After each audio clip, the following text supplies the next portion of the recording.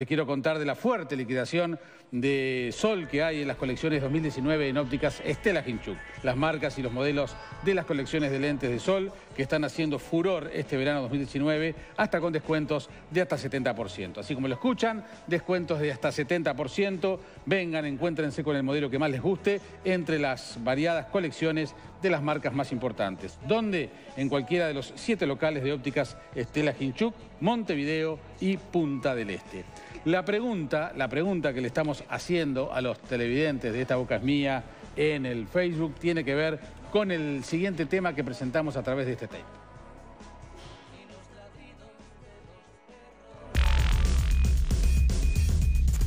Los celulares están prohibidos, pero en realidad estamos en discusión si eso es una medida que debe mantenerse, ¿verdad? El celular permite, a su vez, más allá de sacar información o cosas que pasan, también permite al privado de libertad comunicarse con la familia. Por lo tanto, habría que analizar hasta dónde es malo o bueno el tener celular. En otros países el celular está permitido y tienen buenos equipos de inteligencia que rastrean y analizan los diferentes flujos de información. Por lo tanto, es una forma también de detectar los niveles de delincuencia. O sea, que eso habría que estudiarlo también aquí en Uruguay, ¿no?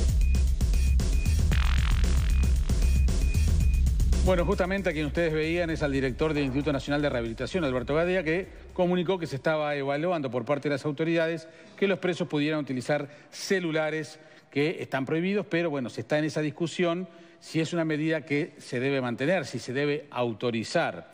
Gadea afirmó que se puede sacar información como dato positivo, digamos, como elemento positivo, a través de esas comunicaciones intervenidas.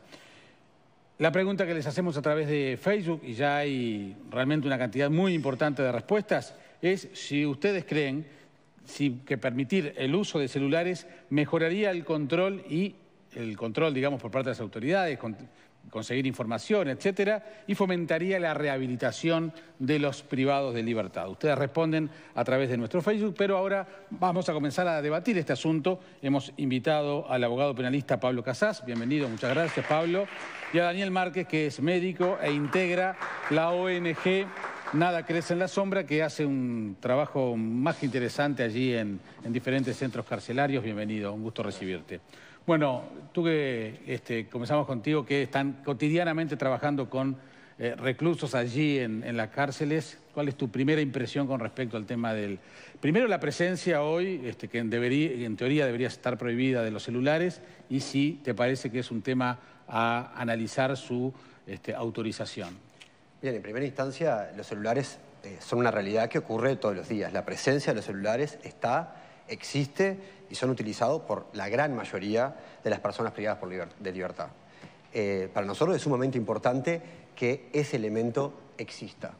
Y que exista no solo, como escuchábamos en el tape, como medida de control, que puede ser, de hecho, puede ser una forma de intervenir en las comunicaciones con el afuera, sino con la presencia de los vínculos al afuera. Recordemos, por ejemplo, para poner un ejemplo, hay 15.000 niños y niñas que tienen padres y madres privadas de libertad y privados de libertad.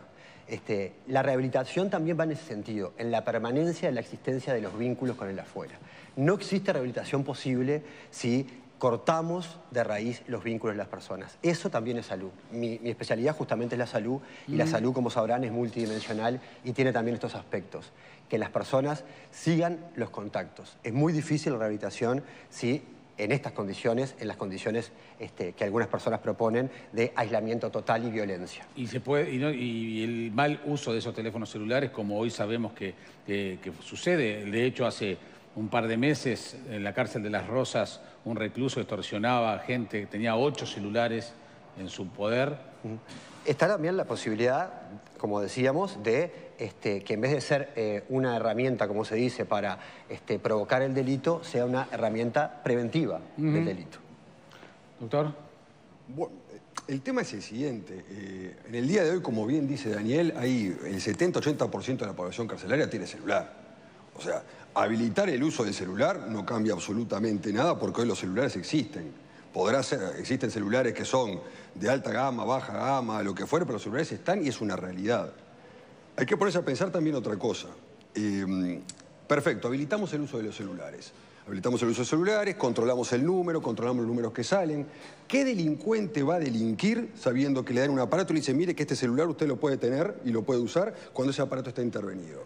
Yo creo que no vamos a lograr nada por ese lado. Porque cuando quiero cometer un delito, lo cometo con otro celular. De la misma forma que lo conseguí, como lo consigo en este momento. Que me habiliten a entrar a celulares, podré hablar con mi familia, mi madre, mi hija, etcétera. ¿Cómo estás? Venís en la visita, tráeme 2 milanesas. Pero digo, de ese celular lo único que se va a lograr es eso. Hoy en día, con la cantidad de aparatos de celulares que tenemos en las cárceles, perfectamente inteligencia carcelaria podría hacer una intervención de los mismos. Creo que no es necesario habilitar que ingresen celulares para intervenirlos y ver si de ahí podemos sacar algo, porque primero, lo vamos a intervenir y no se va a sacar absolutamente nada por lo que acabo de comentar. Después, el tema del vínculo, como bien dice Daniel, de acercamiento de la familia y demás, es una realidad, es muy importante eso. En otras partes del mundo se han habilitado celulares en las cárceles en los cuales se les entregan esos celulares a internos de baja peligrosidad, que no son reincidentes, que tienen un perfil acorde para eso. Y eso sí habilita tener un vínculo con la familia y demás que es muy productivo. Eso sí estoy de acuerdo. ¿Ustedes manejarían niveles, por ejemplo, para la entrega de los celulares? Como decía Pablo recién, el tema de que los peligrosos, los delincuentes más complicados no tengan acceso a esa tecnología y sí quizás los que están en un régimen de semilibertad, no sé cómo se le puede. Creo que la situación peor es la actual. No la manejaría por niveles porque me parece que manejar los vínculos con el afuera es independiente a algún nivel o peligrosidad. Sí creo que la situación actual es la peor porque el celular, como cualquier otro elemento, en la cárcel hoy es una moneda de cambio, ¿sí? Y la moneda de cambio genera tranza y la tranza genera violencia. Y un celular que acá puede significar determinado dinero, en la cárcel no solo implica dinero, sino que implica otras cosas. Entonces creo que regularizar es el camino saludable. Sí, yo creo que lo primero que tenemos que hacer es blanquear determinada situación, ¿no? Cuando las autoridades dicen, bueno, permitir, no es permitir, es reconocer que existen y qué vamos a hacer con eso, ¿no? Conozco casos muy cercanos donde alguien, bueno, cae en la cárcel y a los 2 minutos la familia está siendo sobornada desde adentro de la cárcel con un celular para que deposite un dinero en una red de cobranza, por ejemplo, porque si no la vida de la persona, según se dice, está amenazada. O sea que esto existe, es una moneda de cambio realmente. Una llamada, que te permitan acceder a una llamada puede costar unos 7.000 pesos, según algunos informes periodísticos de algunos colegas, por ejemplo, lo publicaba el diario El Observador. Me parece que esa realidad, lo primero que tenemos que hacer es asumirla.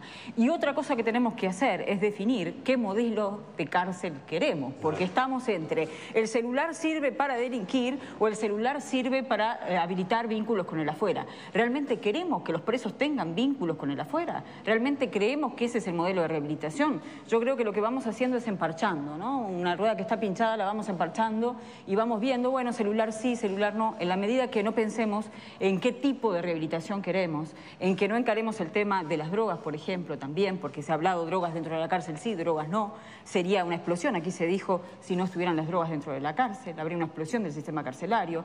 Yo creo que es tiempo de sentarnos y definir un gran modelo de rehabilitación, un único modelo de rehabilitación, y en ese marco discutir, sí, celulares sí, para qué tipo de reclusos, para qué tipo de reclusos no. Yo estoy, me parece interesante que alguien que está, bueno, tal vez recluido en máxima seguridad no tenga un acceso libre a un celular, podría verse los perfiles de cada recluso, pero en la medida que no se discuta qué queremos hacer con los reclusos, vamos emparchando una rueda, ¿no? Un aporte sobre lo que estabas diciendo. Hoy temprano en Océano FM, la subdirectora del INR, Ana Juanche, dijo: la presencia de los teléfonos celulares es una realidad, los teléfonos celulares están en las cárceles como está la droga, como han estado las armas, las cárceles son sujetas a la vulneración de los controles, eso no se puede compartir, ni acá ni en ningún lugar del mundo, dijo, entre otras declaraciones. ¿Qué hacemos con eso? Exacto. Alejandro, perdón. Sí. Acá hubo, y existe, un bloqueo de celulares en el penal de Libertad en el año 2012, sí, que después no funcionó, ¿verdad? Bueno, se dice que no funcionó porque estaban en lugares donde los reclusos podían acceder y los rompieron.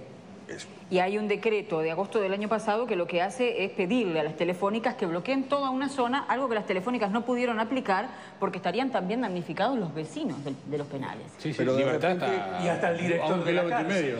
Para sí, las autoridades. y los funcionarios. No, pero hay un determinado tipo de bloqueos que sirve para bloquear sectores. Se puede hacer, bloquear un módulo, bloquear el otro, bloquear el otro. De pronto, quizá la solución... Exacto, sería bloqueamos este módulo, bloqueamos este y estos los liberamos. Bien. Alejandro. No, sobre este tema a mí me parece, escuché a Pablo, escuché a Daniel y de verdad que las cosas que dicen son atendibles, tienen su lógica y advierto que estamos utilizando un tema para aludir a dos temas que yo siento que van en forma paralela. No es uno hijo del otro. Quiero decir, naturalmente que la presencia de los celulares en forma ya no como mercancía, sino como derecho que aún debe mantener el privado de libertad, estoy razonando, sería tan absurdo a esta altura de la vida prohibir los celulares del mismo modo que en algún momento a alguien se le ocurrió, como están presos no los dejemos leer, por decir algo, ¿verdad? Eso no implicaría que el mal uso de los celulares de otro tipo igual exista, porque existe hoy día a pesar de que están prohibidos, en teoría. A mí me parece que son dos instancias, dos realidades, dos callecitas que se pueden analizar, pero me parece que van en forma paralela. Dicho de otra manera, ¿queremos que los reclusos tengan celulares a pesar de que no deben tener según la norma? Bueno, esa norma está siendo violada, tenemos que solucionar eso.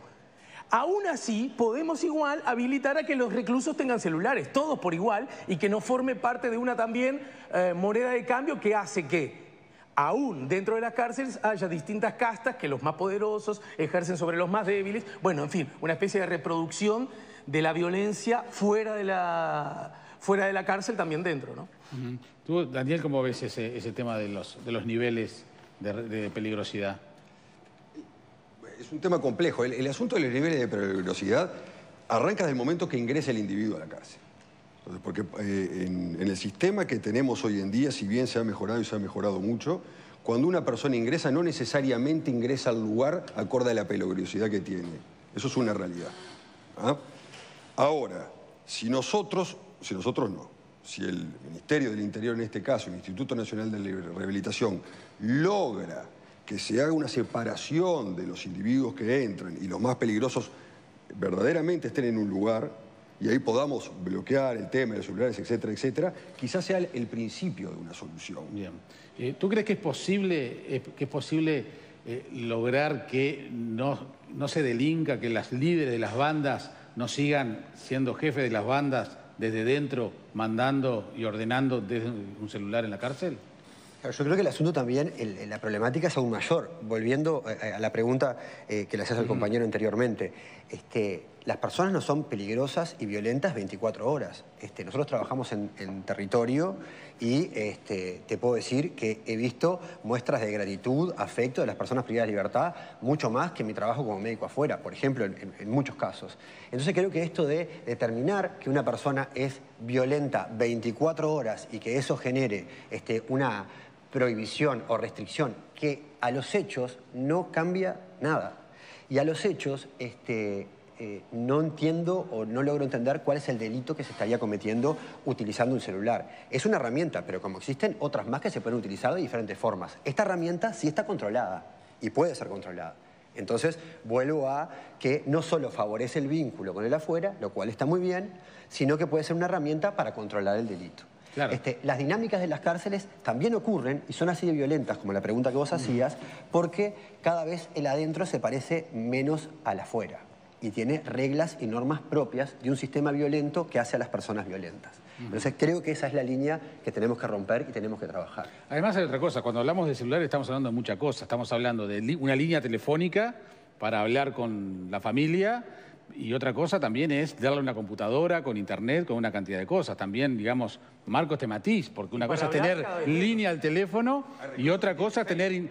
bueno, por eso, pero además las imágenes que vimos el otro día, cuando estaban con los cortes en el patio del Concar, digamos, casi que en tiempo real las estábamos viendo, recibiéndolo públicamente. Sí, a mí me da la sensación de que en este debate, cuando cada vez que surge el tema de la privación de libertad y los derechos de las personas privadas de libertad, cada vez se intenta más o está sobre la mesa privar más derechos a las personas privadas de libertad.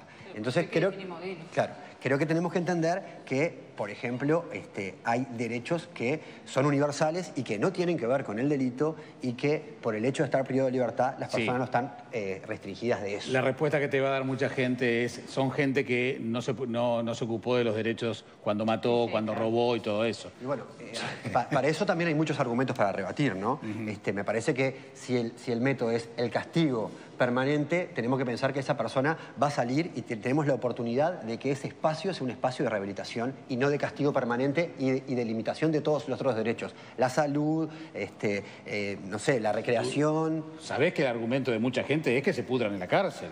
Argumento que no compartimos de ningún punto de vista. Demasiado lo sé, pero también para mucha gente las cárceles son un depósito de gente, nada de derechos, nada de condiciones. Ya sabemos que mucha gente piensa así. Acá no es cuestión, disculpa, acá no es cuestión de compartir o no, acá es cuestión de respetar la Constitución, y la Constitución no habla en ningún momento de justamente que se pudran en la cárcel, dice exactamente lo contrario. Ya sé, pero bueno, ahí volvemos al tema de la seguridad también, y quienes fue damnificado dice nadie me aseguró, nadie me cuidó, mil cosas. Eso pasa, sí.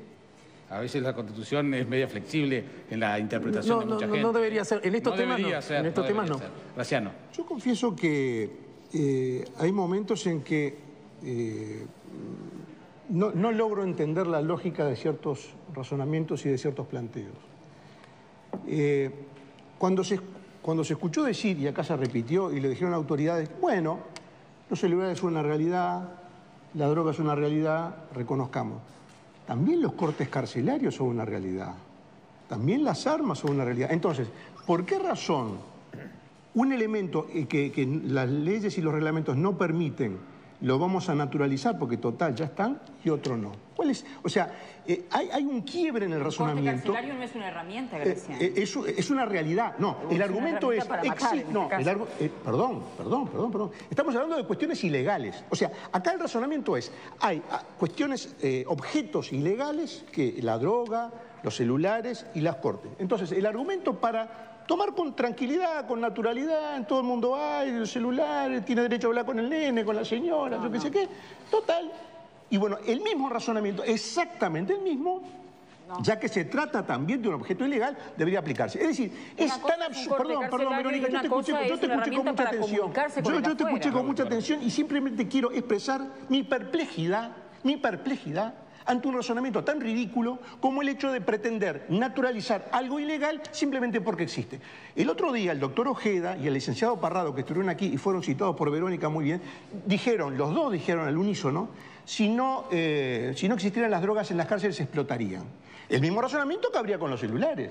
Y en los dos casos son elementos, objetos que no pueden estar porque la ley lo prohíbe. El tema de la comunicación es muy sencillo. Se ponen X cantidad de teléfonos públicos gratuitos para que las personas, en forma ordenada, respetando su turno, puedan hablar con su mamá, con su suegra, con lo que sea, con quien quieran hablar. Y no corta ningún el vínculo. Ahora, el celular, además de servir para cometer delitos como sobradamente se sabe que es así, además se convierte en una moneda de cambio, porque no es lo mismo acceder democráticamente a un teléfono público instalado gratuito en la cárcel, acceder a un celular que alguien lo tiene en su poder y establece un precio en dinero o en especies para hablar. Por lo tanto, me parece que este planteo de que como existen hay que naturalizarlo, me parece un insulto a la inteligencia ajena. Así nomás. Alfredo. A mí me parece que es una cuestión totalmente cosmética. Realmente porque, para un lado y para el otro, a favor o en contra, porque en definitiva en todas las cárceles del mundo existen, pero la mayoría de las cárceles o en muchos países, las cárceles no son como las que tenemos acá. ¿Tá? Acá las cárceles no rehabilitan un pomo, salvo Punta Rieles vieja, ¿tá? Que ahí los celulares están permitidos. Es decir, hay un acuerdo tácito entre la dirección... ¿Y el nivel de reincidencia? Nunca se animó a decir Parodi cuántos son los primeros, porque no tiene cifras exactas, pero yo te puedo asegurar de que la gente ahí se rehabilita mucho más de lo que se rehabilita en el CONCAR, en Libertad o en otros lados.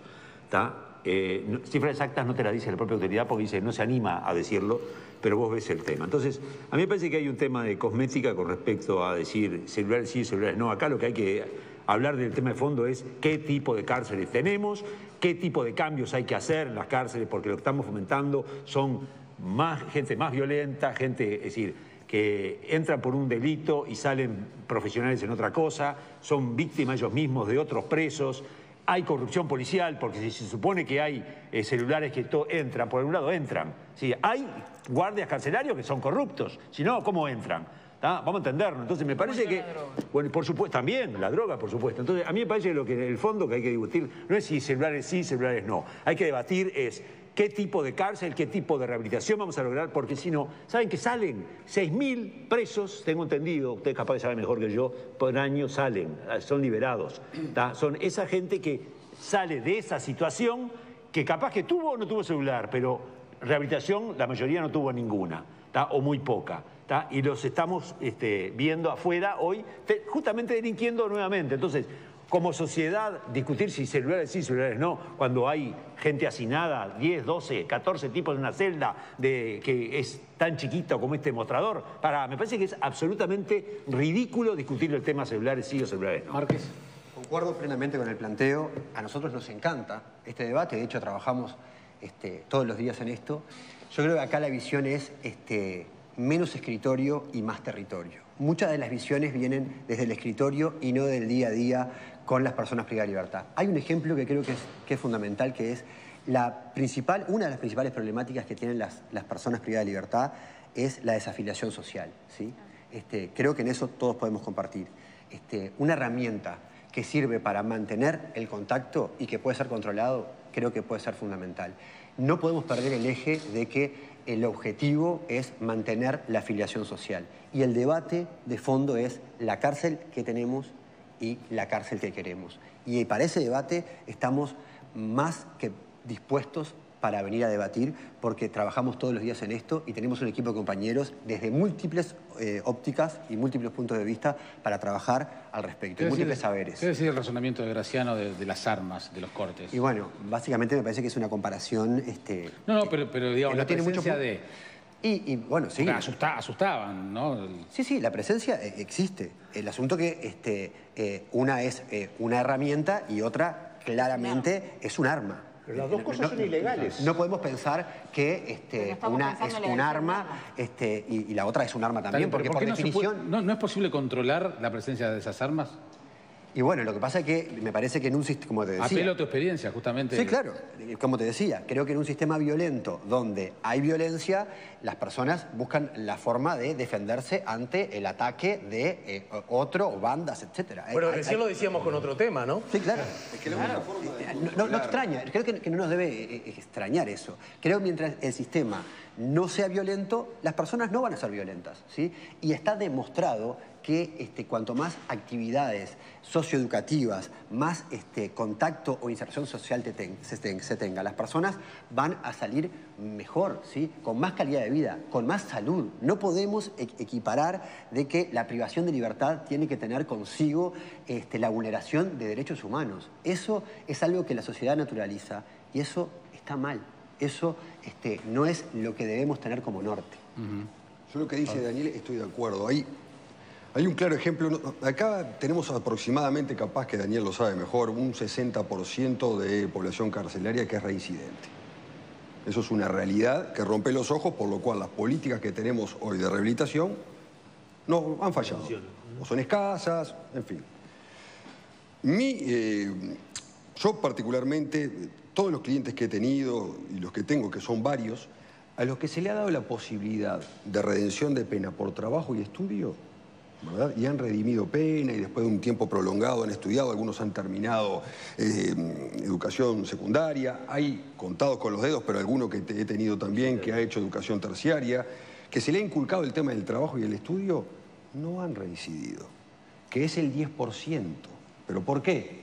No porque ellos no quieran, porque ¿qué es lo que primero quiere el individuo cuando llega a la cárcel? Salir. Es lo primero que quiere. Después se verá un traslado, un lugar mejor, peor, quiere salir. ¿Cuál es la única forma que tiene de salir? Yo se le aconsejo siempre. Hay que trabajar y estudiar.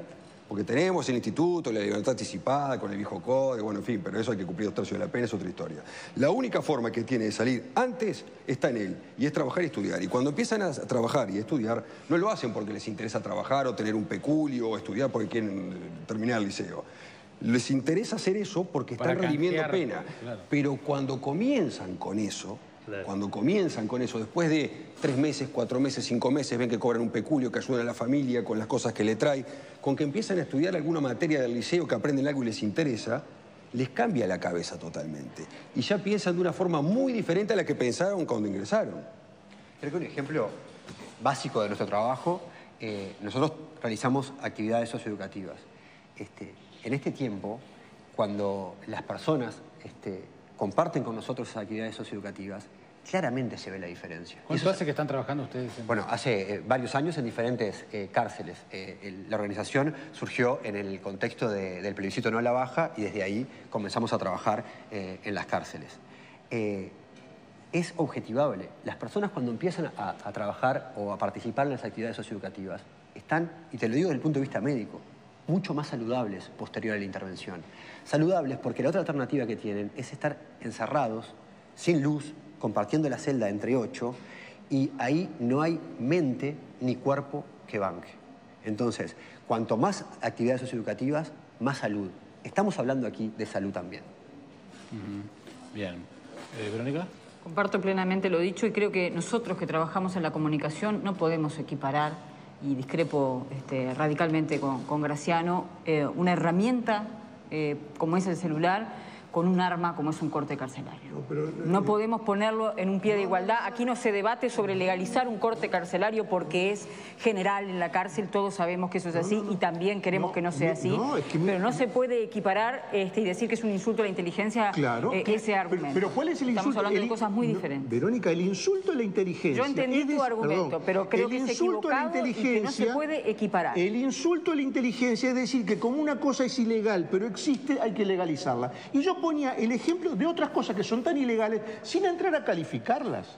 Me baso simplemente en la condición de ilegal de un arma, de un corte carcelario, de un celular y de la droga. Desde ese punto de vista, mi razonamiento creo que es inobjetable. Es decir, si es una cosa ilegal, pero como está generalizada, vamos a admitirlo, vale para el celular y vale para el corte carcelario, porque si el argumento es que está generalizado, entonces vale para los dos. Y yo creo que ese sí es el insulto a la inteligencia de las autoridades que no saben, cómo manejar este tema, a las autoridades que les ha pasado la ola por encima de la situación carcelaria, que si no revierten las cárceles es por la droga, como dijeron coincidentemente un abogado y un experto en seguridad, les ha pasado la ola por encima y se quieren agarrar de cualquier cosa, hasta un razonamiento absurdo como es legalizar lo ilegal simplemente porque está extendido. Con ese criterio, cualquier cosa que es ilegal la legalizamos porque total, como no la podemos controlar, la legalizamos. Ese sí es un razonamiento que insulta a la inteligencia ajena y lo reitero. Evidentemente partimos de bases muy distintas. Una sola duda, nada más. Partimos de bases muy Hace unos minutos hablamos del derecho básico, que era la de autodefensa de las personas. Escuché del otro lado del panel. Ahora, los presos también seguramente ese derecho básico, que yo no sé si es un derecho básico como lo plantearon. Es decir, también tendrían derecho a ejercerlo, como lo tienen. Entonces, ¿por qué no vas a tener el derecho? Me parece que hay una cierta contradicción, ¿no? Algunos tienen derecho básico primario, pero los presos no tienen ningún derecho. No hay ninguna contradicción. Que se pudren en la cárcel. Yo no dije eso. No me pongas en mi boca... pero los hechos, escuchame, no pueden tener esto sí y esto no seas malo. Sabés que nunca dije eso y no lo pienso. O sea, que no pongas en mi boca ese tipo de... No, perdóname, pero hay una analogía en un razonamiento de un lado y del otro. Te voy a explicar por qué estás equivocado y rotundamente equivocado. Y tú que sos una persona racional, si me escuchas con atención, te vas a dar cuenta que estás equivocado. Y es lo siguiente, la autodefensa de las personas no está prohibida por la ley. En cambio, la tenencia de armas en la cárcel sí está prohibida. Por lo tanto, no se puede equiparar una cuestión que está expresamente prohibida por el derecho. ¿Derecho básico primario, Pascal? No, señor. Estoy hablando de un derecho básico primario, autodefensa. Estoy hablando de un derecho que está consagrado en la ley y de una situación irregular, ilegal, que el Estado no puede permitir. Y lo que están haciendo las autoridades es admitir una situación ilegal que atenta contra la seguridad dentro de las cárceles. Es un derecho básico, porque los derechos básicos se mantienen en la cárcel. Vamos a lo siguiente. Con ese criterio el corte carcelario estaría... La reflexión la hacemos luego de la pausa, pero una reflexión final para despedir a los invitados sobre este tema. Y agrego una cosa que ha quedado de costado, que es el tema de la utilización de los celulares para también como uso de las autoridades, de la policía, para sus investigaciones. Y ya reflexionamos finalmente por lo que es este tema. Breve, para cerrar. Sí. Creo que lo que surge del debate es que tomamos el guante para un próximo debate donde podamos debatir cuáles son las condiciones de la privación de libertad, las actuales y las que queremos, particularmente con este tema, para pasar en limpio, muy de acuerdo con el uso de los celulares como herramienta, como contacto social, como derecho y como prevención del delito también, porque es una forma de poder intervenir desde la afuera y ver los contactos. Y seguir manteniendo lo principal, la afiliación social que merecemos todas las personas. Doctor. Estoy de acuerdo con el uso de los celulares si se utiliza de forma coherente y normal, para contacto familiar y acercamiento entre las partes. Lo otro, lógicamente, no, es un disparate, ¿no? Con respecto al tema de lo que hablamos de la rehabilitación, muy claro. Hoy en día podemos armar más cárceles, ampliarlas, etcétera, etcétera. Cuesta dinero, lleva tiempo. Yo creo que habría que volcar los recursos que hay que volcar en más educación, en más trabajo, en lo que hoy tenemos, poner más personas que puedan brindar más trabajo y más educación a los reclusos. Creo que por ahí está el camino, por ahí está la redención de pena y por ahí, con esos hábitos, por la experiencia que yo tengo, me parece que puede encaminarse mejor la cosa. Gracias por su tiempo, gracias por venir. Nosotros tendremos la reflexión final de nuestros panelistas luego de la pausa.